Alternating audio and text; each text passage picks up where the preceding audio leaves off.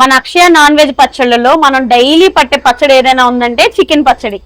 రొయ్యల పచ్చడి అయితే డైలీ ఏం పట్టము, 2 days కి పడతాము. చికెన్ పచ్చడి అయితే మాత్రం రోజు పట్టాలి, ఎందుకంటే గోంగూర చికెన్ ఉంటది, చికెన్ కైమా ఉంటది కదా. సో చికెన్ ఐటమ్ ఏదో ఒకటి డైలీ పడతానే ఉంటాం అనమాట. మాకేంటంటే ఓపెన్ కిచెన్ వల్ల పెద్ద ఎండ తగలదు, అదొక సేఫ్ అనమాట. ఇదంతా ఓపెన్ కిచెన్ అండి, సో గాలి గాని సెగ గాని మొత్తం వెళ్ళిపోద్ది అనమాట ఈజీగా. ఈ ఎండలకి పొయ్యి దగ్గరికి వెళ్ళాలంటే భయం వేస్తుంది, పక్కన ఎండ, ఇక్కడేమో సెగ. గోంగూర చికెన్ పచ్చడికి కూడా ఇదే వాడతాం. చికెన్ పచ్చడే బోన్ అనమాట.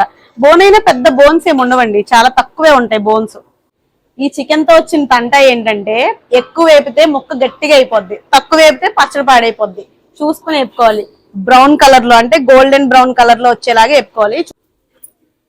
ఇట్లా ఉంటేనే పచ్చడి పాడవదు, టేస్ట్ గా ఉంటది, ముక్క కూడా స్మూత్ గా ఉంటది. మీకు చూపిస్తా చూడండి.